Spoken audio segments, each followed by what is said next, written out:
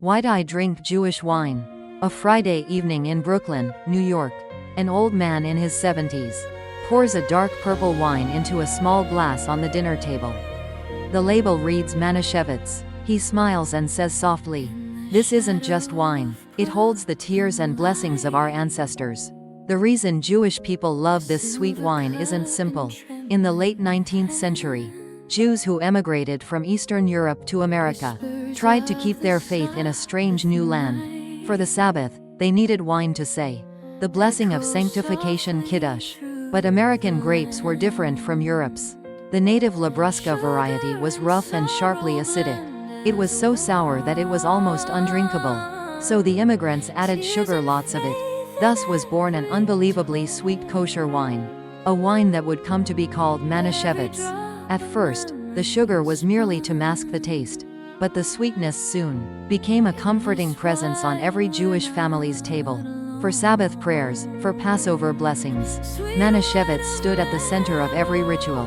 During the Great Depression of the 1930s, Jewish immigrants lived in poverty and discrimination. Their refrigerators might have been empty of meat, but there was almost always a bottle of Manischewitz wine. It was cheap and could last a long time.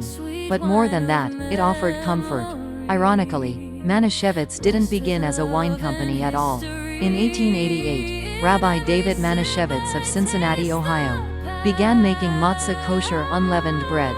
The name became synonymous with kosher food, and later a New York wine company borrowed the name to produce kosher wine. Eventually, Manischewitz ceased to be a man's name. It became a symbol of trust. In the 1950s and 60s, African American singers appeared in American TV commercials shouting, "That man Manischewitz." The wine had transcended religion and become part of American working class culture. Yet for Jewish people, it remained a sacred cup of faith. Today, younger Jewish generations enjoy fine kosher wines from France or Israel. But the older generation still seeks out Manischewitz. To them, it is not merely a drink. It is the taste of faith, the flavor of a mother's prayer. That sweetness carries within it the suffering of Europe, the loneliness of the immigrant in America, and the enduring faith passed down through generations. Even today, in a quiet Brooklyn synagogue, a rabbi lifts a small glass and whispers the ancient blessing, Baruch atah Adonai, Borei Pri Hagafen.